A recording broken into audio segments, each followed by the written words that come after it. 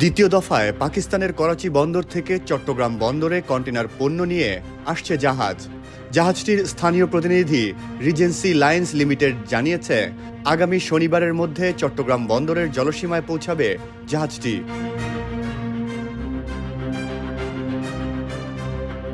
MV ইওয়ান Jiang ফাজাং নামক এই জাহাজটি প্রায় ৮২৫টি কন্টেনার নিয়ে আসছে এবং পণ্য নামানোর পর শিপিং কোম্পানিটির পরিকল্পনা রয়েছে ১২০০টি কন্টেনার নিয়ে যাওয়ার। তবে সঠিক পরিমাণের তথ্য পাওয়া যাবে জাহাজটি বন্দরে পৌঁছানোর পর।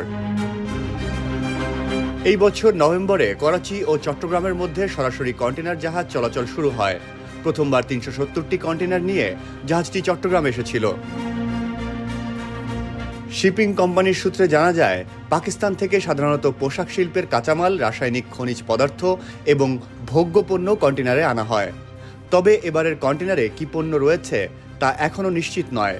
শিপিং কোম্পানি আমদানি পণ্যের বিস্তারিত তথ্য অনলাইনে জমা দেওয়ার পর সেগুলি জানা যাবে।